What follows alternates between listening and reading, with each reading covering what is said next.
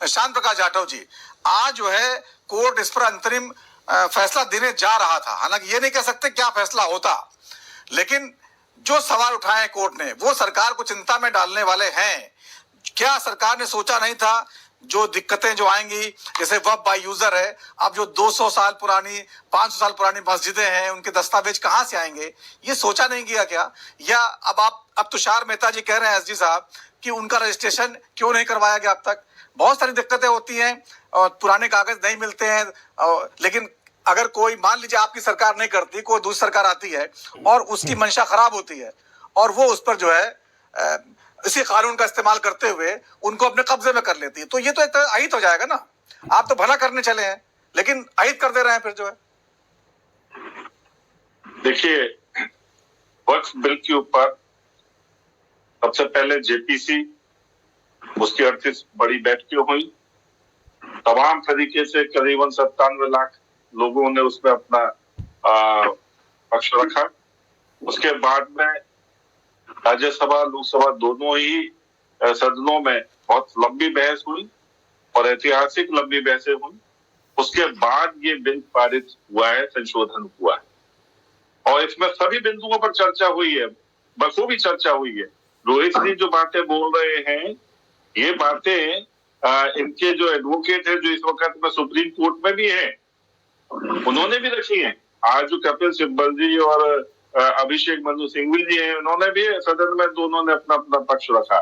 तो ऐसा नहीं है कि इन सब चीजों पर चर्चा नहीं हुई।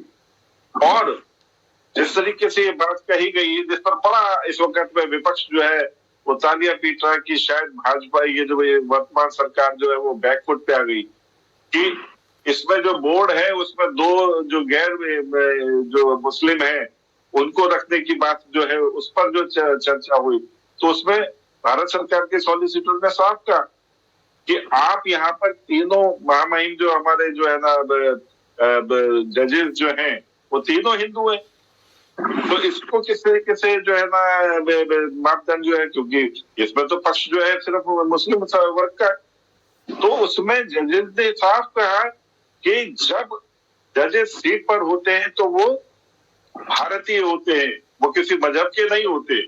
ठीक वो बात उस जगह भी इम्प्लीमेंट होगी। शांत प्रकाश जाटव, जज से तुलना करना किसी कमेटी के मेंबर का जो सरकार के दबाव में या सरकार की सिफारिश पे वहां जाएगा, ऐसा नहीं है। वो थोड़ी जज तो जो है वो सरकार के अधीन नहीं है। नवीन जी ऐसा नहीं कहते। हर एक व्यक्ति जिसको कोई जिम्मेवारी दी है उसकी एक नैतिक जिम्मेवारी है, वो उसको उसी तरीके से, वो भी जज है, वो ठीक है निचले स्तर पर है और वो सुप्रीम स्तर पर है, जहां पर निर्णय करने की स्थिति होती है वहां पर उसकी जिम्मेवारी वही होगी और वो प्रेशर में काम करेगा। क्या बात कर दी?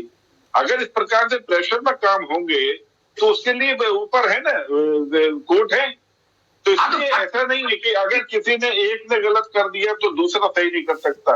ये सब चीजें ठीक होती है।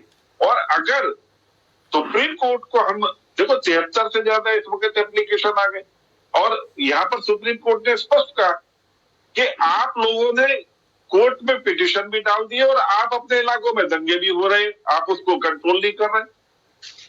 वो साफ वो लोगों को एक आईना दिखा दिया, ये हमें कुछ नहीं दिखा रहे, ये उन्हीं लोगों को दिखा रहे जो क्या नाम है सुप्रीम कोर्ट में जो है ना वो लेकर के आए, अपना मामला लेकर के आए और अपने ही इलाकों में ये जो है ना कंट्रोल नहीं करते दंगों को।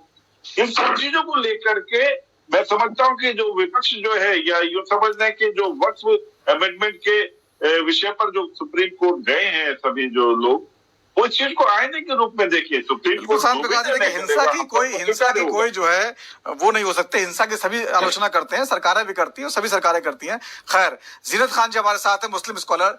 जीनत जी, जिस तरह सुप्रीम कोर्ट ने आज टिप्पणियां की हैं, आपको लगता है कि जो आप लोग की जो भावनाएं थी या मुस्लिम समाज की जो भावनाएं थी वो जो है वहां अभिव्यक्त हुई है, वो सवाल वहां पर उठाए गए हैं और एड्रेस हो चुके हैं और उस पर जो फैसला आएगा आखिरकार वो उसको मान्य होगा सबको?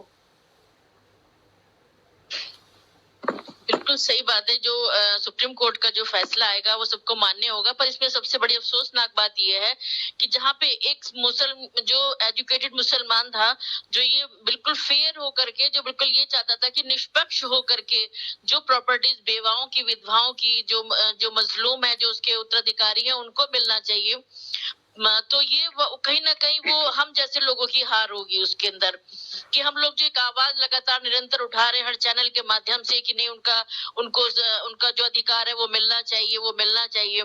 रही बात ये कि जिस चीज के प्रॉपर्टी के कागज नहीं है, तो मैं ये पूछना चाहती हूँ कि अगर कोई भी आदमी, छोटा सा भी आजकल अगर कोई सामान लेने जाता है और उसके अंदर ये होता है कि वो सबसे पहले अपना बिल लेता है, तो कम से कम ये तो एक बहुत बड़ी प्रॉपर्टी की बात थी। अगर वो कैसे इतने ज्यादा ऐसे सोच सकते हैं कि एक जो प्रॉपर्टी, जो मस्जिद है या कोई भी मजार है, कुछ भी अगर बनी हुई है, तो उसके कागज उन्होंने तैयार क्यों नहीं करवाए हैं? ये तो उनकी रेस्पॉन्सिबिलिटी बनती है कि वो अपने कागज तैयार रखे। लेकिन सीमा जी देखिए, मान लीजिए नहीं करवाए, बहुत सारे लोग इन्वॉल्व होते हैं किसी कमेटी में, कई सालों की बात है, 203 सालों की बात है, तो ये थोड़ी सरकार उसको कब्जा कर लेगी। अब 3 साल से कोई मस्जिद है, 4 साल से कोई मस्जिद है, उस पर अगर दस्तावेज नहीं तो कब्जा कर लेंगे क्या?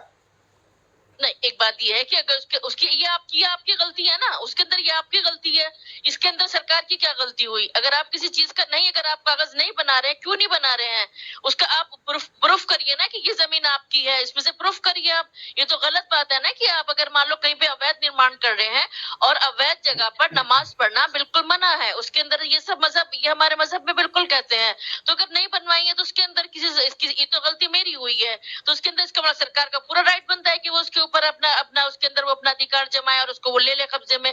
तो कम से कम इतना अवेयर तो होंगे कि उसके अंदर की वो जो भी कुछ आगे की काम करे, जो भी आगे कार्यवाही करे, चाहे वो हिंदू हो, मुसलमान हो, सबको ये तो कम से कम एक नजीर पेश की जाएगी कि वो अवेयरनेस लाई जाएगी। क्योंकि मैं एक समाज सेविका होने के नाते से मैं अवेयरनेस जो प्रोग्राम चलाती हूँ, तो उसके अंदर ये भी एक हिस्सा है अवेयरनेस का प्रोग्राम का होगा। उसके अंदर ये भी कि अगर आदमी अवेयर ही नहीं होगा, मुसलमान पढ़ा लिखा ही नहीं होगा, तो फिर कैसे भारत आगे बढ़ेगा, कैसे मेरा देश आगे बढ़ेगा? ये बताइए, कैसे हम अपनी बच्चियों को पढ़ा पाएंगे, कैसे हम लोग रोजगार दे पाएंगे? तो ये तो कोई जी, तो आपके हिसाब सरकार का जो बिल है वो बिल्कुल सही है और उससे वाकई जो है मुस्लिम समाज का भला होगा। स्वागत करती हूँ, बिल्कुल समाज का भला होगा। अगर कोई जिसने पिटीशन डाली है तो वो उस पर सरकार, जो सुप्रीम कोर्ट है, वो हाई कोर्ट अपनी कार्यवाही करे, वो चीज अलग है। पर ये जो सबके जो हक में जो फैसला आना चाहिए, वो यतीमों, बेवाओं, लाचार, बेसहाराओं के हक में फैसला आना चाहिए। अगर मेरा मानना ये है कि अगर प्रॉपर्टी कोई छीनती है तो बिल्कुल छिन जाए, पर ये चीज है कि हाँ, ये एक नजीर पेश होगी ये आने वाले टाइम के लिए कि वो अगर कुछ भी काम करते हैं तो वो फिर वो उसको कागज की कार्यवाही पूरी करे। सुप्रीम कोर्ट का फैसला आएगा, बाकी लोग भी मान रहे हैं, सरकार भी क्या अगर लगे कुछ टिप्पणियां हैं तो बदलाव करने को तैयार है? देखिए, समाज के हित में हमने ये अमेंडमेंट लाए और सबने मिलकर के इस अमेंडमेंट पर अपना पूरा समर्थन दिया, तब जाकर के ये जो है बिल में संशोधन हुआ है। और सही मायने में इस संशोधन में एक भी गैर हिंदू को एक पैसे का फायदा नहीं होने वाला, सिर्फ और सिर्फ मुस्लिम समाज के उन जरूरतमंद परिवारों को फायदा होने वाला है जिसके लिए ये वक्त को बनाया गया था उस वक्त के लोगों के द्वारा। और उसमें जिस तरीके से तमाम तरीके से भ्रष्टाचार व्याप्त था, तमाम तरीके से अनैतिक रूप से उस पर काम किए जा रहे थे, उसमें संशोधन करने की आवश्यकता थी। अभी रोहित पांडे जी कह रहे हैं डीएम जो है उसको देखेगा सरकार। अरे भैया, तमाम जगहों पर सरकार तो तुम्हारी भी है, तुम्हारे उन सभी लोगों की है जिन्होंने यहाँ पे पिटीशन डाले, उनकी भी सरकार है, वहां पर भी तो डीएम है। तो ऐसा मत बोलो कि डीएम जो है वो किसी भी चीज के ऊपर कब्जा कर लेगा। अरे सुनो जरा, तो कहीं पर भी आप जो है किसी को इस प्रकार का ब्लेम नहीं कर सकते। आप जो है ना किसी डीएम को, एक आईएएस होता है, एक आईएएस होता है, अभी आ रहा हूं आपके पास, आ रहा हूं। सीधा ब्लेम लगा रहे हैं, सीधा ब्लेम लगा रहे हैं एक सरकारी। रोहित जी, इसके बाद रोहित जी जवाब देने का मौका दूंगा। रोहित जी, आप अपने आप जो है ना इस प्रकार का ब्लेम लगा रहे हैं, दुरुपयोग करने लगे। अरे वो तो दुरुपयोग कौन करता कौन नहीं करता समय बताएगा ना। मुझे बताइए तो जिन्होंने दुरुपयोग किया उसके लिए हम संशोधन लेकर के आ गए। सुन लीजिए, अरे पांडे जी सुन लो, ज्यादा उछलने पे कुछ नहीं होने वाला, सुनो मेरी बात को। ये बिल पास किया, आप बोलेंगे, मान लीजिए भैया 232-33 लोगों ने भी तो किया, अगेंस्ट में किया। वो लोग कौन थे? वो भी तो जनता के चुने हुए सांसद थे। वो कहां से आए आपके? आप ये मत समझिए कि आप एक तरफा कोई चीज बिल को पास कर रहे हैं। ये आप अब लोगों को किस तरीके से बिल पास होता है मनमानी। आपने जीपीसी की बात की, क्लॉज बाय क्लॉज डिस्कशन चर्चा करने की बात थी। जो लोग भी वहां पे उस चर्चा में थे, आप उनसे स्टेटमेंट लीजिए ना। वो खुद जाकर के मीडिया में कह रहे हैं कि मनमानी तरीके से ये हमारी सुनते नहीं, हमारा रिकॉर्ड नहीं कर रहे हैं। ये चर्चा को जो है क्लॉज बाय क्लॉज जो है चर्चा हो नहीं रही है। वो अपनी पीड़ा बता रहे हैं। एक सांसद जो है जो जेपीसी में मेंबर है, वहां पे बैठ करके अपना स्टेटमेंट रिकॉर्ड करना चाहता है, स्टेटमेंट रिकॉर्ड नहीं हो रहे। आप बताइए ये क्या है? ये लोकतंत्र में ऐसे संविधानिक तरीके से काम चलना चाहिए, आप उसकी अवहेलना कर रहे हैं। जवाब दे लीजिए रोहित जी, जवाब दे लीजिए, आपने सवाल पूछा है, जवाब दे लीजिए। देखिए हाँ नवीन जी, देखिए ये लोग मुस्लिम समाज का किसी सूरत में भला नहीं होने देना चाहते। इन्होंने जो हालत आज तक जो मुसलमानों की है, आप ये मान करके चलें कि मुस्लिम महिलाओं को अगर सम्मान की बात करी हमने की, जो दुर्दशा जो है ना इन्होंने पढ़ाई लिखाई में कर दी है मुस्लिम वर्ग की, वो उसके लिए सीधा सीधा जो है ना कांग्रेस और इनके जो एलाए हैं वो जिम्मेवार है।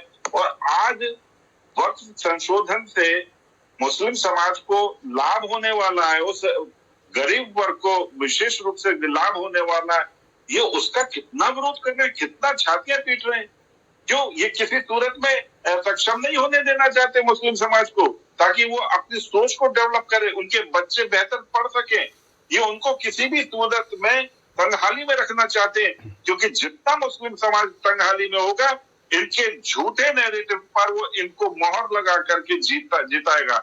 इनको साफ दिखाई दे रहा। और यही कारण है कि रोहित पांडे जैसे लोग आज बैठ करके तमाम ऐसी बातें कर रहे हैं। अरे जीनत अंसारी जी से पूछें, ये हमारी बहन ने जिस तरीके से आपके मुंह पर करारा तमाचा मारा है, आपके उस सोच के ऊपर तमाचा मारा है, आपको उस चीज को देखना चाहिए।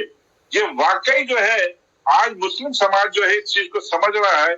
और मैं समझता हूं जब जनता जागरूक होती है तो इस प्रकार के लोग जो जनता का अहित करने वाले होते हैं, उनको अपने जो है किसी भी सूरत में स्थिति बचानी चाहिए, क्योंकि जनता अब आपको माफ नहीं करने वाली। ये सभी लोग जो वक्त का विरोध कर रहे हैं, जनता इनको बहुत बुरी तरीके से शिकस्त देगी आने वाले। ठीक है जीनत खान जी, जो समुदाय के लोग विरोध कर रहे हैं, जीनत अंसारी जी, जो लोग समाज के लोग आपके विरोध कर रहे हैं, मुर्शिदाबाद में इतनी हिंसा हो गई और बंगाल में कई जगह हिंसा हुई है, तो आप मतलब उनको क्या कहना चाहेंगे? वो क्यों विरोध कर रहे हैं? क्या वो समझ नहीं पा रहे हैं? क्या जो आप समझाना चाह रहे हैं, जो आपने समझ लिया है, क्या कुछ अलग है उनकी समझ और आपकी समझ?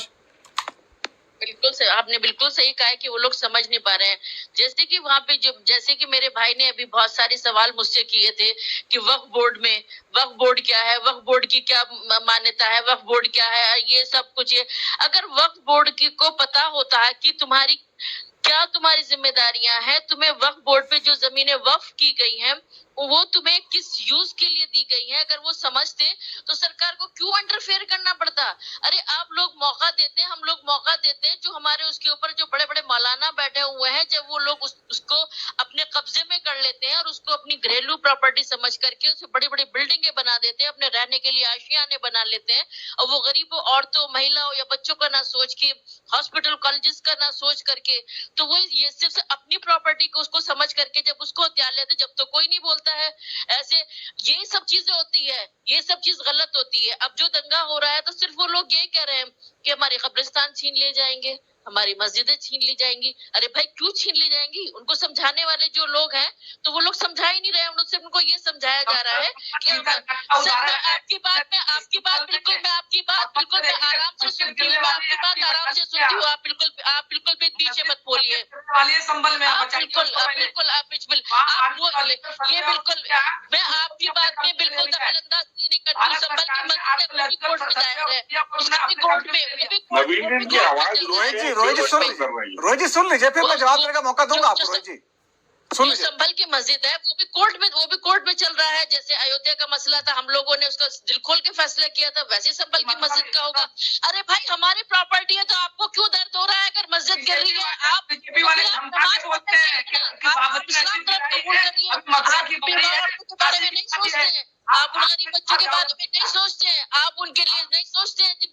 नहीं होती, लड़कियां बैठी हुई है क्या? जो इस तरह करोड़ों का जहेज दे करके शादी करी जाती है, वो मौलाना उन पे ऑब्जेक्शन नहीं लगाते क्या? उन लड़कियों के बारे में नहीं आप सोचते हैं? आप सिर्फ एक मस्जिद को लेकर के आप इतना वो भड़का रहे हैं कि संभल की मस्जिद तोड़ी जाती है। आप लोग जैसे लोग होते हैं जो मुसलमानों को भड़काते और दंगा करवाते हैं, ये सिर्फ आप लोगों का काम होता है। ये सब गलत है। ये अल्लाह के वास्ते प्लीज मैं आपसे रिक्वेस्ट कर रही हूँ कि आप ये सब लोग काम करना बंद करें। जो चल रहा है, जो कोर्ट में फैसला होगा वो हमें मान्य होगा। उसके अलावा संभल में हो या कहीं भी हो, अगर अवैध है तो उस पर नमाज पढ़ना बिल्कुल नाजायज है। रीना जी, इतना बता दीजिए कि ये कानून से कैसे जो है गरीब मुस्लिमों को फायदा होगा, जो कोई समझा नहीं पा रहा है। आप समझा दीजिए कैसे फायदा होगा।